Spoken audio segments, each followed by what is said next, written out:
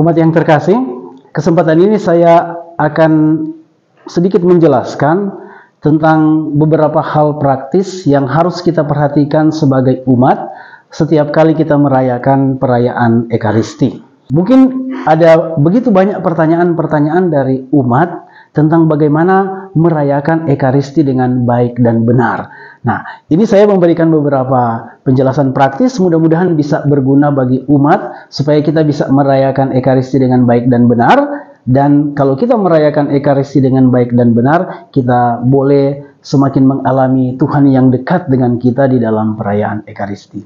Yang pertama, saya akan menjelaskan tentang apa yang harus dibuat oleh umat atau apa yang harus diperhatikan oleh umat pada bagian ritus pembuka perayaan Ekaristi, terutama pada bagian perarakan masuk.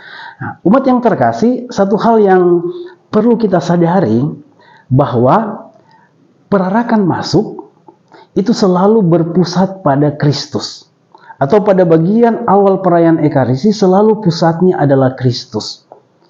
Kita ketika masuk di dalam gereja, kita bisa melihat ada simbol-simbol penting yang ditempatkan di depan gereja yang mau menonjolkan bahwa yang pertama kali yang pusat di dalam perayaan Ekaristi adalah Kristus. Ketika kita masuk di dalam gereja ada altar. Altar adalah simbol Kristus. Lalu kemudian di belakang altar itu ada salib yang besar menjadi simbol Kristus. Begitu juga kalau kita perhatikan pada saat perarakan masuk, simbol Kristus itu sangat kelihatan lewat salib perarakan yang dibawa oleh misdinar atau pelayan. Dan salib perarakan itu kita perhatikan dia selalu di depan. Dan ini tentu maksudnya. Maksudnya adalah apa? Salib di depan itu mengarahkan umat, menyadarkan umat bahwa pada bagian ritus pembuka, pada perarakan masuk, pusat perhatian kita adalah Kristus. Nah, kenapa saya mengatakan begini? Karena saya sendiri melihat ada satu fenomena di dalam perayaan kita orang Katolik yang harus dikoreksi. Ya, fenomenanya adalah apa? Tentu ini lepas dari kecanggihan teknologi. Orang biasanya sekarang datang ke gereja, biasanya orang dulu datang ke gereja bawa puji syukur dan mada bakti. Sekarang orang datang ke gereja biasanya dengan handphone. Dulunya mereka mengatakan kalau ritus pembuka yang diangkat oleh umat adalah mada bakti atau puji syukur. Sekarang yang diangkat oleh umat pada sebagian perarakan masuk adalah handphone. Nah, ini tentu hal yang perlu dikoreksi supaya apa? Supaya kita bisa merayakan atau melakukan penyembahan yang benar. Hal yang saya mau tegaskan begini, bahwa perarakan masuk pusatnya pada Kristus dan bukan pada imam dan pelayan-pelayannya. Saya tahu ini menjadi godaan yang paling besar bagi umat yang merayakan Ekaristi, apalagi kalau perarakan itu konselebrasi. Ada begitu banyak imam sehingga umat begitu tergoda untuk memalingkan pandangannya pusatnya kepada imam yang sementara berarak. Apalagi ada kebiasaan bahwa mungkin juga kadang-kadang diinstruksikan bahwa kalau perarakan masuk, umat harus memandang atau membalikkan arah kepada imam dan petugas yang sementara berarak. Nah, ini tentu satu kekeliruan. Jadi kita seperti memalingkan pandangan kita yang seharusnya kepada Kristus dan kita mengalihkan perhatian kita kepada imam. Sehingga seolah-olah di dalam perayaan Ekaristi imamlah yang menjadi pusat. Tidak seperti itu. Di dalam perayaan Ekaristi Kristus itu harus menjadi pusat. Dan Kristus itu disimbolkan lewat apa? Altar, salib, dan salib perarakan. Sehingga praktisnya setiap kali kita merayakan Ekaristi, siapapun yang berarak, maka yang menjadi fokus perhatian kita adalah Kristus yang hadir di tengah-tengah kita. Itu berarti pandangan itu umat itu ke depan. Ya, pandangan umat ke depan, siapa yang ada di depan, itulah Kristus yang hadir di tengah-tengah kita. Yesus mengatakan di mana 2 atau 3 orang berkumpul demi namaku, aku hadir di tengah-tengah mereka. Nah, karena itu Bapak Ibu, saudara-saudara yang terkasih, para pendengar, mari kita mengembalikan pandangan kita, mengembalikan fokus kita, mengembalikan perhatian kita di dalam perayaan Ekaristi pada Kristus yang kita rayakan dan bukan berpusat pada imam atau pelayan-pelayan. Apalagi berpusat pada alat-alat canggih yang kita bawa, mengabadikan setiap momen. Padahal hal yang harus kita abadikan adalah momen perjumpaan kita dengan Tuhan. Kita tidak abadikan itu lewat handphone atau alat-alat canggih yang lain, tetapi kita abadikan lewat pandangan kita, lewat perhatian kita dan kita abadikan di dalam hati kita. Nah, kalau begitu, maka ritus pembuka itu, perarakan masuk pun sudah menjadi sebuah peristiwa rohani yang sangat luar biasa sebelum kita merayakan perayaan Ekaristi. Umat yang terkasih, para pendengar, yang kedua yang perlu kita perhatikan dan mungkin yang perlu kita tahu adalah tanda salib di dalam perayaan Ekaristi. Ada begitu banyak umat yang bertanya, berapa kali kita melakukan tanda salib di dalam perayaan Ekaristi? Tentu ini tidak mudah untuk menjawab berapa kali. Tapi sebenarnya begini, dijelaskan begini. Ada tanda salib yang kita buat secara bersama-sama. Itu berarti tanda salib sebagai bagian dari perayaan. Lalu ada tanda salib yang dibuat oleh umat secara pribadi. Dan ini mesti dibedakan. Ya. Tanda salib yang kita buat secara pribadi, sekurang-kurangnya di dalam perayaan Ekaristi kita hanya buat, pertama, pada awal perayaan Ekaristi. Yang kedua, kalau ada pembaharuan janji baptis, setiap kali air suci dipercikkan kepada kita, kita membuat tanda salib. Itulah tanda salib bersama. Nah, yang berikut adalah tanda salib pada akhir perayaan Ekaristi. Jadi kalau misalnya di dalam Ekaristi tidak ada pembaharuan janji baptis yang biasanya kita tidak buat kecuali pada malam Paskah, maka itu berarti tanda salib bersama yang kita buat adalah pada awal dan pada akhir perayaan Ekaristi. Tetapi jangan lupa ada satu tanda salib yang kita buat bersama. Itulah tanda salib kecil yang kita buat seperti ini. Ya. Ini sebenarnya tanda salib yang paling tua. Dan itu kita buat sebelum kita mendengarkan pewartaan Injil. Itu juga tanda salib yang kita buat bersama-sama. Jadi dalam perayaan Ekaristi ada dua jenis tanda salib yang besar yang seperti ini, lalu tanda salib kecil yang sebenarnya tanda salib yang lebih tua. Nah, yang berikut tadi saya sudah menyinggung tentang ada tanda salib yang kita buat secara pribadi atau tanda salib yang lebih devosional dan itu tidak diatur di dalam perayaan Ekaristi. Dan ditanya berapa kali itu? Kita tidak tahu berapa kali ya. Karena kalau kita perhatikan umat, setiap kali umat masuk ke gereja, dia pasti secara otomatis membuat tanda salib ya. Lalu kemudian kalau ada air suci yang ada di depan gereja, dia mencelupkan tangannya dan dia membuat tanda salib. Sesudah itu dia pergi ke tempat duduk, dia berlutut, dia buat tanda salib lagi. Waktu duduk, sebelum berdoa dia tanda salib lagi. Sesudah berdoa dia tanda salib lagi. Bahkan masih ada umat yang menambahkan pada saat selesai pernyataan tobat masih tanda salib lagi. Ya. Berikut juga ada tanda salib yang dibuat secara pribadi, misalnya pada saat komuni. Ya. Ada umat yang menyambut komunis, sudah itu dia buat tanda salib, kembali lagi berdoa secara pribadi, buat tanda salib. Dan apalagi sesudah perayaan Ekaristi, biarpun sudah mendapatkan berkat penutup, umat masih ingin untuk berdoa, dia buat tanda salib lagi. Ketika meninggalkan gereja, dia buat tanda salib lagi. Jadi hampir tidak terhitung berapa kali umat melakukan tanda salib yang dibuat secara pribadi. Mungkin pertanyaannya adalah, apakah itu dilarang? Tidak ada larangan. Tidak ada larangan, karena di dalam liturgi itu, devosi kita atau penghayatan pribadi kita itu punya tempat. Memang liturgi atau Ekaristi adalah perayaan bersama, tetapi bukan berarti bahwa penghayatan pribadi itu tidak ada tempatnya.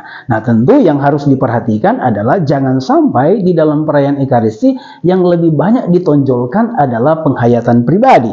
Ya, sehingga misalnya terlalu banyak tanda salib. Terlalu banyak tanda salib itu juga tidak bagus ya.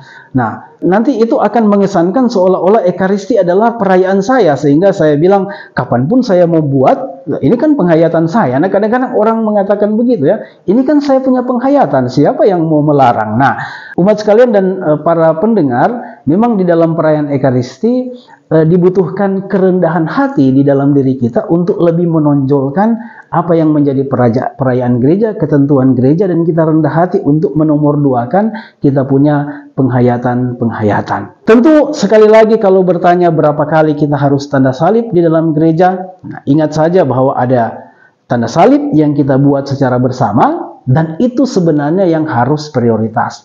Tetapi juga ada tanda salib yang kita buat secara pribadi sebagai bentuk devosi, penghayatan, atau doa pribadi yang sebenarnya muncul secara spontan. Itu tidak dilarang, yang penting jangan berlebihan. Mudah-mudahan penjelasan ini bisa membantu umat untuk melakukan dan menghayati tanda salib yang benar di dalam perayaan Ekaristi. para pendengar dan umat sekalian yang terkasih, hal yang ketiga yang perlu kita perhatikan di dalam merayakan Ekaristi adalah bentuk-bentuk penghormatan. Di dalam perayaan Ekaristi ada berbagai bentuk penghormatan, dan bentuk-bentuk penghormatan itu berbeda bagaimana kita membuat. Nah, di dalam liturgi atau di dalam perayaan Ekaristi kita mengenal ada misalnya mulai dari yang tingkatannya katakanlah rendah, yaitu menundukkan kepala, itu yang pertama. Lalu kemudian membungkukkan badan, dan yang berikut berlutut. Dan berlutut itu ada dua jenis, berlutut satu kaki dan berlutut dua kaki. Dan tingkat penghormatan yang lebih dalam lagi adalah tiarap. Nah, saya mau jelaskan satu-satu. Pertanyaannya adalah kapan dan kepada siapa atau kepada apa tindakan-tindakan penghormatan itu dibuat. Yang pertama, menundukkan kepala. Menundukkan kepala adalah satu bentuk penghormatan yang biasa kita berikan kepada orang yang kira-kira sejajar dengan kita. Misalnya kalau pelayan memberikan penghormatan kepada umat, pelayan itu melakukan penghormatan dengan menundukkan kepala. Umat dengan umat, atau umat dengan pastor atau imam dengan menundukkan kepala. Yang kedua adalah membungkukkan badan. Nah, itu tentu bagi orang yang mungkin punya masalah kesehatan tidak mudah untuk membungkukkan badan. Tapi katakanlah ini satu bentuk penghormatan. Pertanyaannya adalah kapan dan untuk apa kita melakukan penghormatan membungkukkan badan? Nah, membungkukkan badan itu penghormatan yang kita buat kepada benda-benda yang menyimbolkan sesuatu yang suci atau merepresentasikan pribadi yang kita hormati.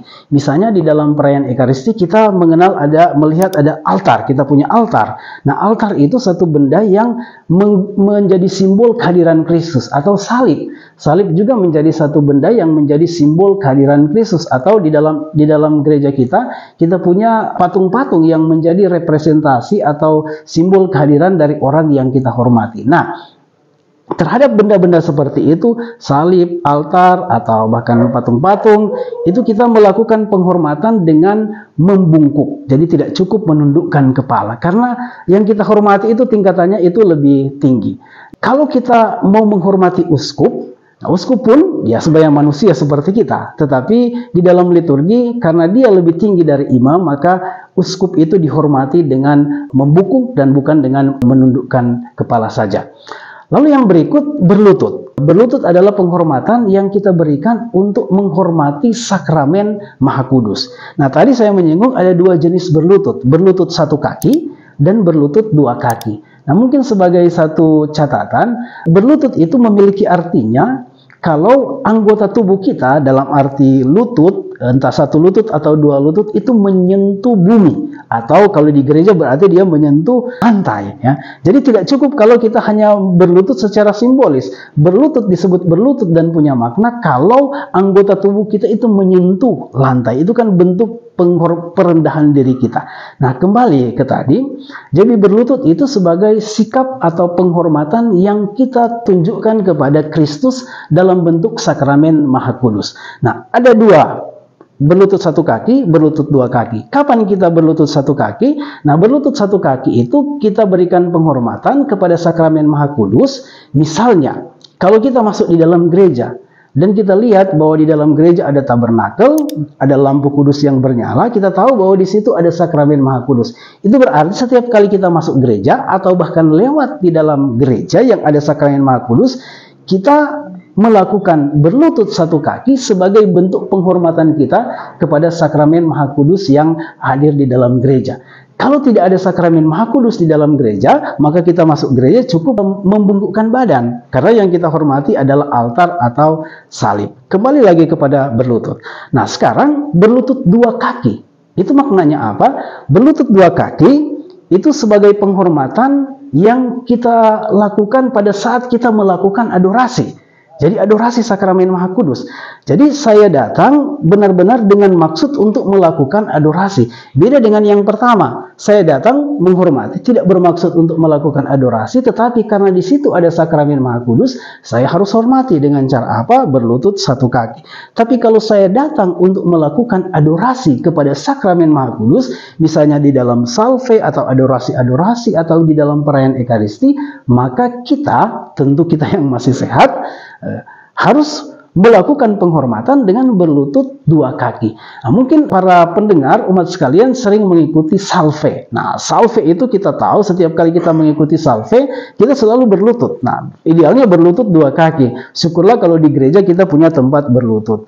Begitu juga kalau kita perhatikan di dalam perayaan Ekaristi, pada saat doa syukur agung. Doa syukur agung itu kan pada bagian intinya itu ketika roti dan anggur yang sudah menjadi tubuh dan darah Kristus itu diangkat, itu kan kita buat adorasi.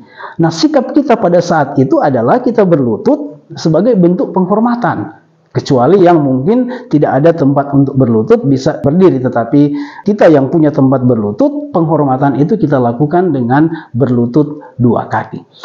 Yang berikut yang lebih dalam lagi adalah tiarap atau prostatio. Biarpun bentuk penghormatan ini jarang sekali kita praktekkan, tetapi masih tetap dipraktekkan.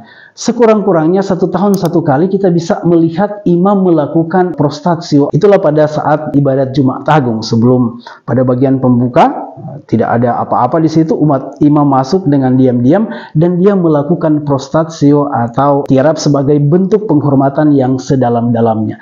Juga tiarap itu masih bisa kita lihat di dalam perayaan-perayaan tabisan imam, tabisan diakon, atau perayaan-perayaan kaul di biara-biara sebagai bentuk penghormatan yang paling dalam. Nah, umat yang terkasih, mudah-mudahan kita dibantu dengan penjelasan ini untuk pertama, membuat bentuk penghormatan itu dengan benar dan menghayatinya dengan benar, supaya gerakan yang kita buat bukan cuma sekedar gerakan, tetapi sebenarnya mengungkapkan doa. Doa yang tidak kita ungkapkan dengan kata-kata, tetapi doa kepada Tuhan atau penghormatan kita kepada Tuhan yang kita ungkapkan dengan gerakan. Yang keempat, umat yang terkasih, para pendengar, adalah tentang Mazmur tanggapan. Saya mau menjelaskan sedikit, bukan tentang bagaimana membawakan Mazmur, tetapi tentang buku Mazmur yang kita punya sekarang. Saya tahu bahwa ada begitu banyak umat, secara khusus di Keuskupan Manado, begitu bersemangat dengan menggunakan Mazmur yang baru. Awal-awalnya begitu bersemangat karena kita berharap bahwa Mazmur yang baru ini dengan teks yang baru bisa memberikan nuansa baru di dalam pembawaan Mazmur. Tetapi akhir-akhir ini tentu kita mendengar ada begitu banyak keluhan dari umat, keluhan dari pemazmur, tetapi juga dari para pastor tentang betapa sulitnya umat untuk berpartisipasi di dalam Mazmur. Mazmur-mazmurnya sulit. Ada juga mazmur-mazmur tertentu yang bukan hanya sulit, tetapi kadang-kadang secara melodi itu sulit untuk ditangkap. Tapi juga ada mazmur-mazmur yang memang menyulitkan untuk para pemazmur sendiri. Sekarang ada semacam kesepakatan yang biarpun tidak tertulis di antara komisi-komisi liturgi di Indonesia untuk melihat bahwa buku mazmur yang baru yang sudah dibeli oleh umat itu bukan sesuatu yang wajib seperti TPE. Ya, jadi buku Mazmur yang baru itu pun satu tawaran. Satu tawaran berarti bisa dipilih oleh umat. Dipilih antara apa? Jadi kalau umat memilih untuk menggunakan Mazmur yang baru, buku Mazmur yang baru silahkan. Tetapi ada mungkin umat yang mengalami kesulitan dengan buku Mazmur yang baru. Itu berarti buku Mazmur yang lama itu bukan haram. Ya, jadi dia bisa dipakai. Bisa dipakai supaya apa? Supaya umat itu bisa tetap berpartisipasi di dalam perayaan Ekaristi, karena ada begitu banyak lagu-lagu di dalam melodi dalam Mazmur yang lama yang sudah menyatu dengan umat, sehingga sekali lagi buku Mazmur ini menjadi tawaran yang diberikan kepada umat.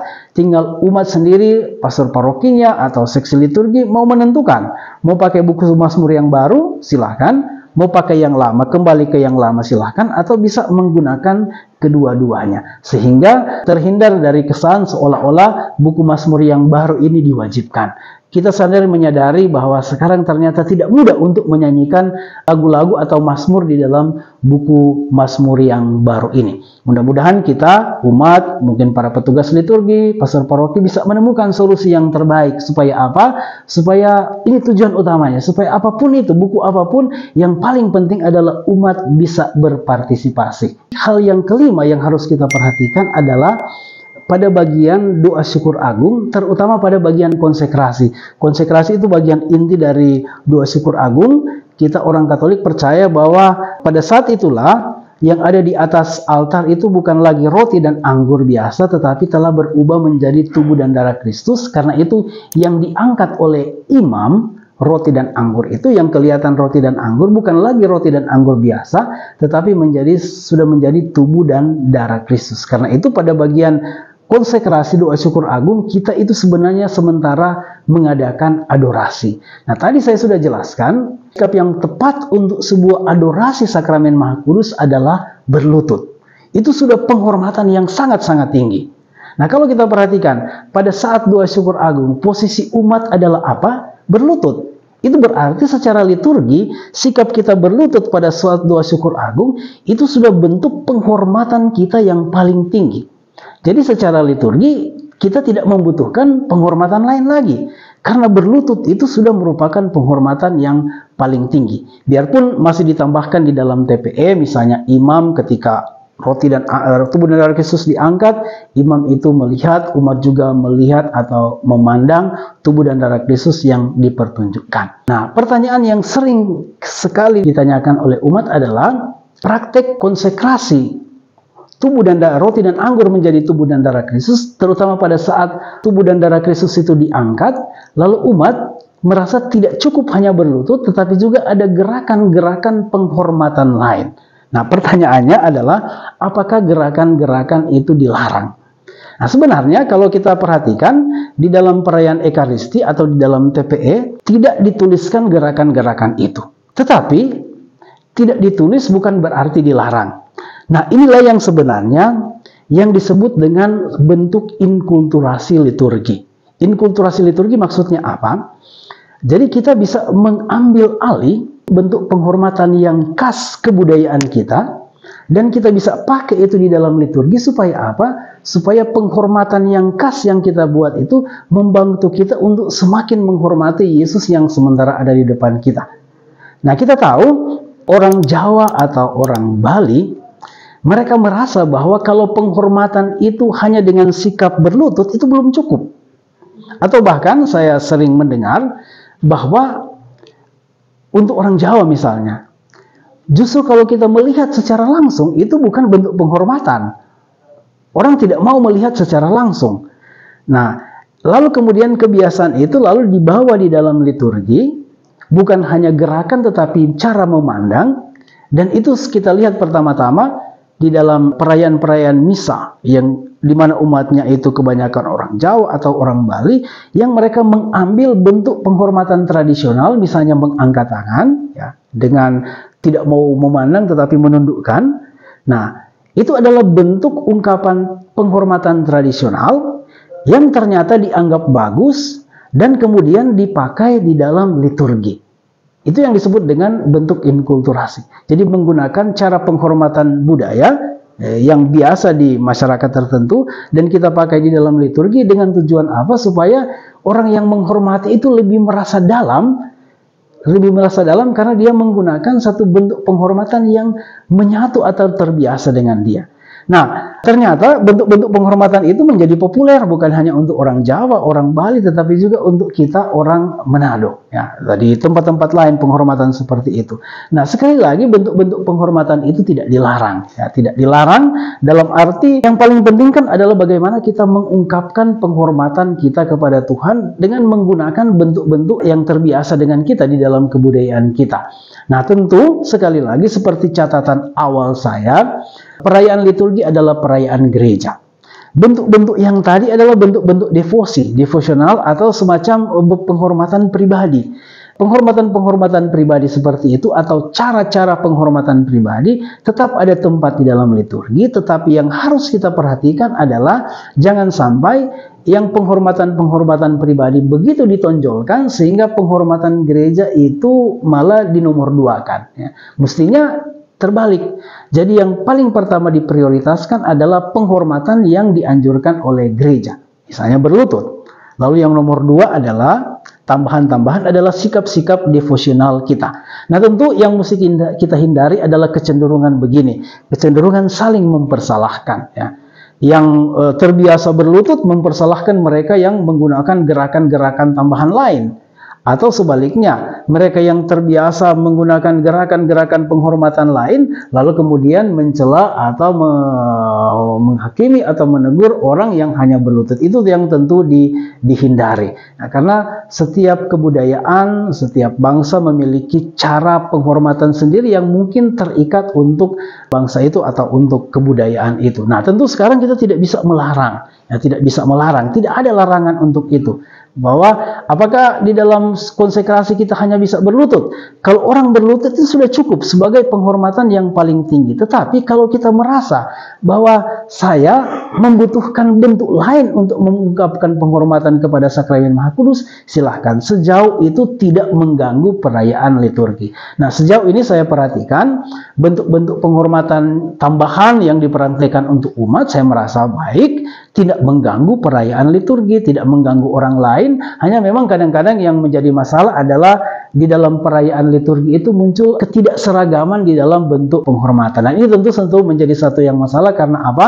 Yang harus kita hindari sekali lagi adalah kita terlalu banyak menekankan gerakan-gerakan pribadi kita.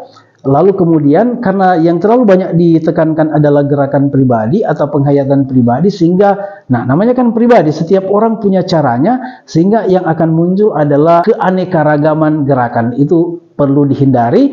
Tentu cita-cita kita adalah di dalam setiap perayaan liturgi umat melakukan gerakan yang satu dan sama sebagaimana diatur oleh gereja, tetapi sekali lagi tidak melarang atau tidak menghilangkan bentuk-bentuk penghormatan lain yang pada akhirnya membantu umat secara pribadi atau secara bersama-sama untuk mengungkapkan penghormatan kepada Kristus yang hadir di dalam Sakramen Maha Kudus. Yang keenam yang mau saya jelaskan adalah tentang amin pada bagian doksologi penutup doa syukur agung. Ini tentu masih menimbulkan ketidakseragaman. Pertanyaannya begini, pada akhir doa syukur agung, apakah umat menyanyikan amin 1 kali atau amin 3 kali? Ya, ada mungkin kelompok paroki lain mereka 1 kali, tetapi juga ada mungkin kelompok umat lain yang menyanyikan 3 kali. Nah, penjelasannya begini, memang di dalam TPE yang baru kita menemukan bahwa amin yang dinyanyikan hanya disediakan 1 melodi untuk 1 amin. Ya, sehingga itu ditafsirkan, oh itu berarti sesudah doksologi penutup, umat itu menjawab amin 1 kali saja. Nah, sehingga kebiasaan untuk menyanyikan amin 3 kali itu hampir hilang. Ya.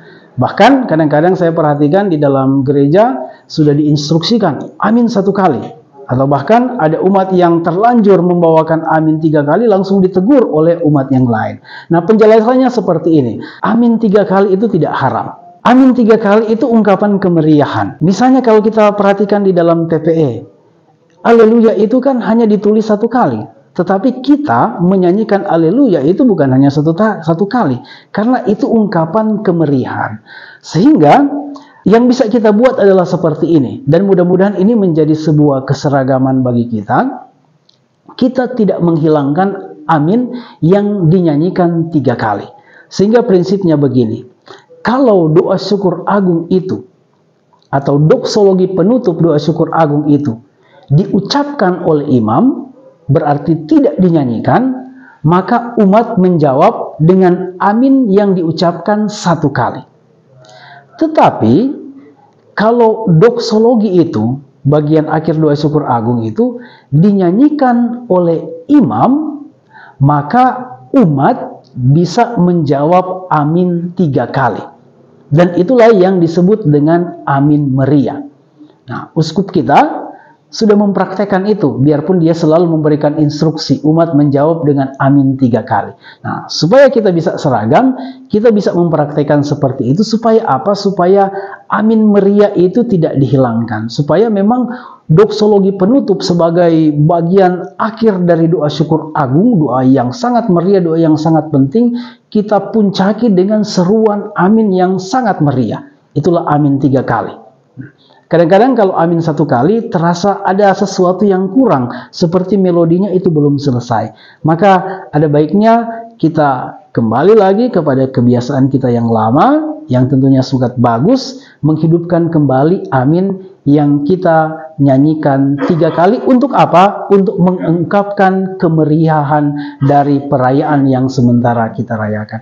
Mudah-mudahan penjelasan ini bisa berguna bagi umat untuk sekali lagi merayakan dan menghayati perayaan Ekaristi dengan baik dan benar.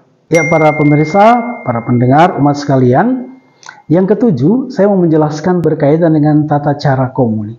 Di dalam gereja Katolik ada 2 tata cara komuni. Yang pertama, kita menyambut komuni bukan dengan berlutut, kita menyambut komuni dengan mulut. Dan yang kedua, kita menyambut komuni dengan tangan. Nah, kalau kita memilih untuk menyambut komuni dengan mulut, itu berarti sikap kita adalah kita menyambut komuni dengan berlutut. Sedangkan kalau kita memilih untuk menyambut komuni dengan tangan, kita tidak perlu berlutut, tetapi sebelum kita menyambut komuni, kita menundukkan kepala dengan hormat. Dan ini sebenarnya 2 tata cara menyambut komuni yang diterima atau resmi atau legal di dalam gereja Katolik. Karena itu resmi, maka imam tidak boleh menolak kalau orang memilih menyambut komuni dengan cara yang dipilihnya sendiri. Ada umat juga yang datang mau menyambut dengan mulut, itu harus diterima, harus dihargai. Ada mungkin sebagian besar umat yang menyambut dengan tangan, itu diterima dan dihargai, hanya menyambut itu tentu dengan pantas dan tentu dengan layak. Nah, sesudah kita menyambut komuni, apa yang harus dibuat? Sesudah menyambut komuni, tentu tubuh Kristus itu ditaruh di atas tangan kita atau di mulut kita. Kalau ditaruh di mulut, itu otomatis kan langsung kita akan konsumsi atau langsung kita telan. Nah, hal yang sama berlaku juga untuk menyambut komuni dengan tangan. Jadi kita tidak membawa tubuh Kristus itu sampai ke tempat duduk, tetapi langsung dikonsumsi setelah kita menerimanya di tangan. Dan tidak dibawa nanti setelah di tempat duduk baru kita makan. Karena kalau begitu ada bahaya bahwa bisa saja tubuh dan darah Kristus itu bisa terlepas atau bisa jatuh, dan itu ada bahaya sakrilegi atau bahkan tidak menghormati sakramen Maha Kudus, atau mungkin juga bahaya-bahaya lain atau hal-hal lain yang bisa mengganggu kesucian atau kekudusan dari sakramen Maha Kudus. Oleh karena itu, sikap yang paling tepat adalah ketika kita menyambut komuni, kita langsung mengkonsumsi itu.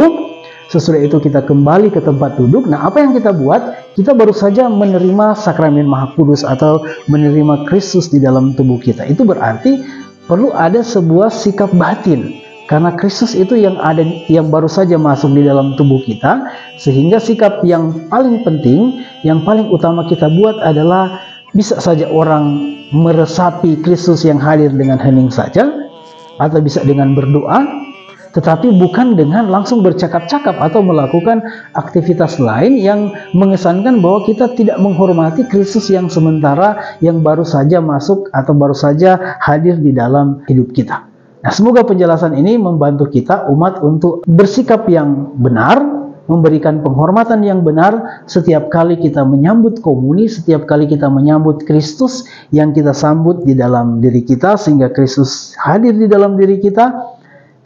Kita yang menyambut roti dan anggur yang telah menjadi tubuh dan darah Kristus, maka kita berharap juga bahwa tubuh Kristus yang kita sambut bisa mengubah kita menjadi ciptaan yang baru. Moga-moga penjelasan ini bisa membantu umat.